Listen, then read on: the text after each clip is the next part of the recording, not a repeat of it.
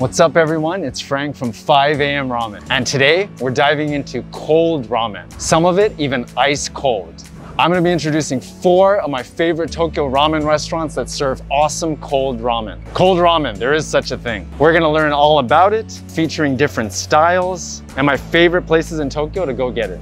We're gonna go big today. Let's do this.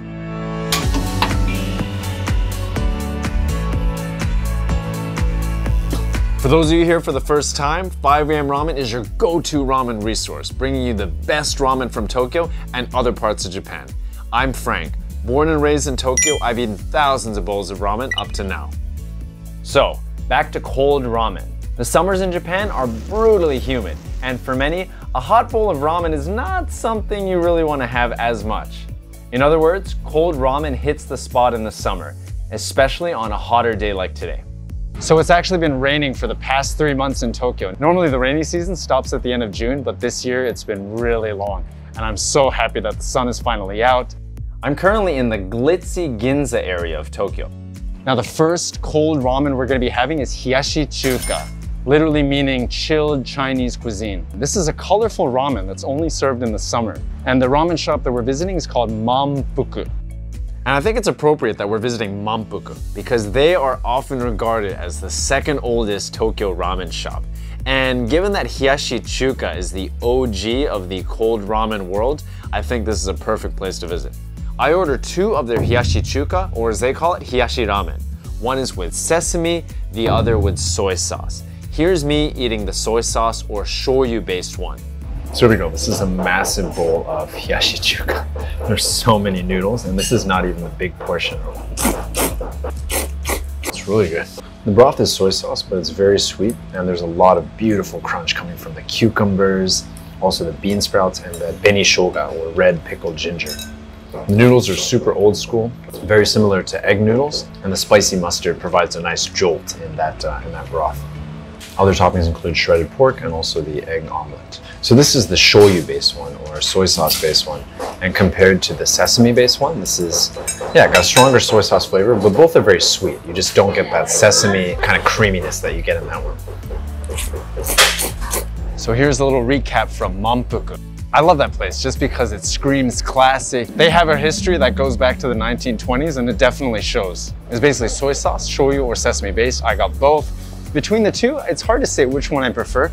I do like a good sesame, but they were both sweet and delicious. Really great place if you want to have cold Hiyashi Chuka or Hiyashi Ramen. Hiyashi Chuka is normally available at old school ramen shops serving Chinese food, much like Manpuku.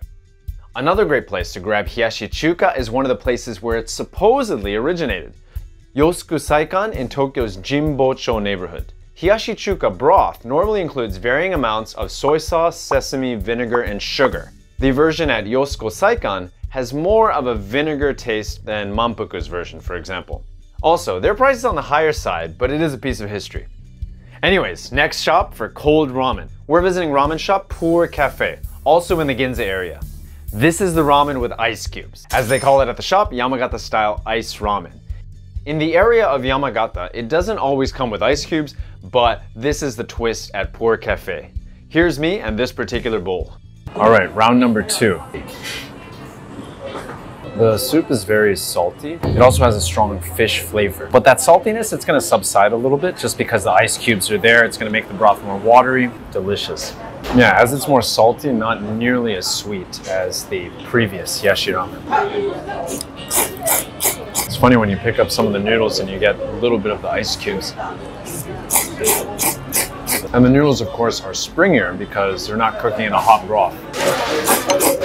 Toppings-wise, we've got a whole lot of negi, also plenty of menma bamboo shoots. Can't forget the ice cubes. Also got egg and some chashu pork. So the ramen at Pour Cafe. I love the fact that it does feel like a cafe, almost like they're trying to go for a turn of the century vibe, just like the actual turn of the century vibe at Manpuku. But their ramen is a little bit different. Again, it's a saltier shoyu or soy sauce, and there's a much bigger fish presence. And as you might have noticed, those ice cubes really stand out. That keeps the broth nice and cool, also keeps the noodles firm with that low temperature. Now lastly, I want to point out their special ingredient is olive oil. So this is that Yamagata style, but made a little bit fancier. I think very appropriate for Ginza with that olive oil. It gives a nice richness to the broth. Excellent bowl, excellent place, excellent cafe to have ramen. Here's another ramen shop that does a winning bowl of Yamagata style ice cold ramen in Tokyo.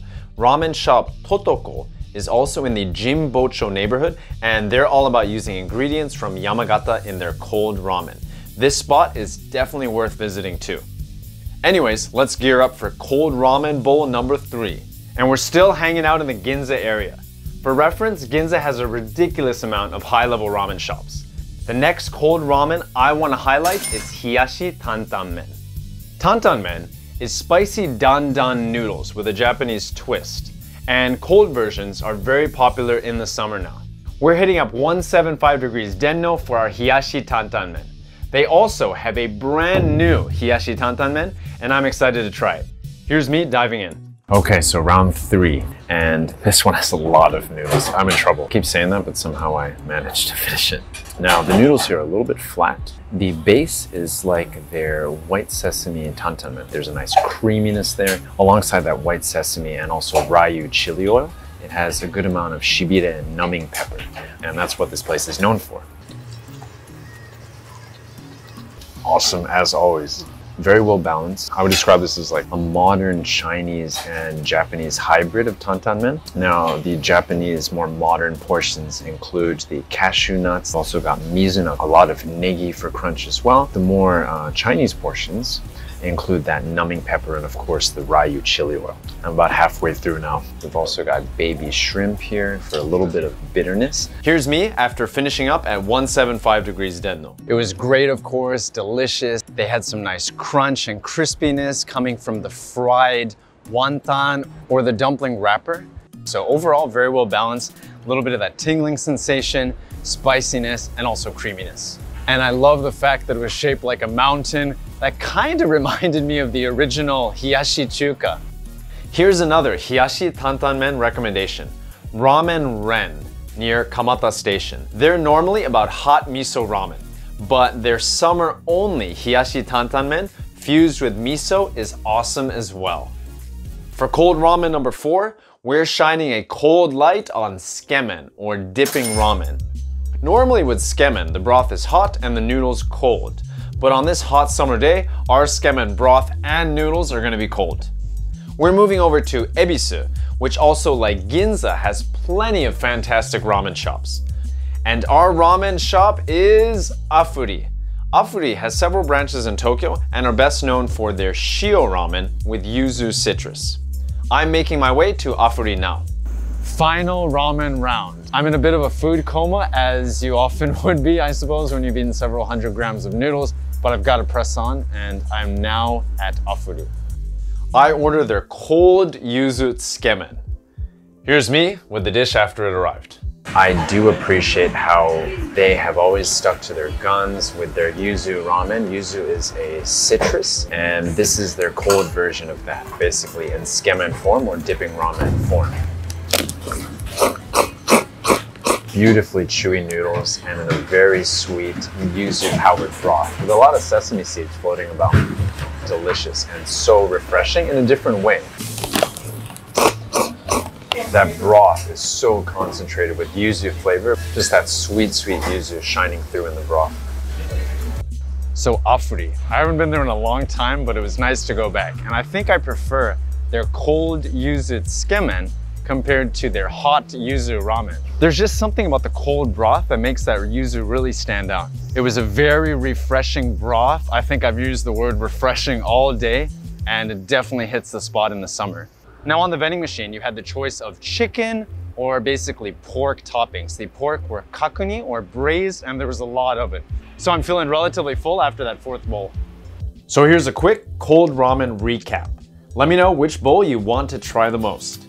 My first stop, at Manpuku, I had sweet sesame and also sweet soy sauce based Hiyashi Chuka, or Hiyashi Ramen, with a tent-like arrangement of particularly crunchy toppings. The second stop was for Yamagata style ramen with ice cubes that actually include some of the soup stock in them, salty soy sauce broth, and a stronger fish flavor. Third stop, white sesame creamy tantanmen with chili oil and numbing pepper and an impressive array of toppings. This was at 175 degrees DENO. Last stop, cold dipping ramen or tsukemen at Afuri with their signature yuzu citrus brightly shining in the broth. Let me know in the comments which one you want to eat most. It's nice to wind down after a busy day of ramen eating. And I'm of course falling asleep, so got a little bit of coffee to wake me up. This is Frank from 5 AM Ramen reminding you that Tokyo is the only city in the world where you can have amazing ramen at 5 AM. Actually, Afuri is the only ramen shop that we covered that is open until 5 AM. So if you have those late night cravings, Afuri is a great place to satisfy them. Thanks for joining. Maybe everyone can hear the semi or the cicadas in the background. I don't know, I bought a new mic, so maybe they're not as audible, but there's nothing that reminds me more of summer than those cicadas chirping away.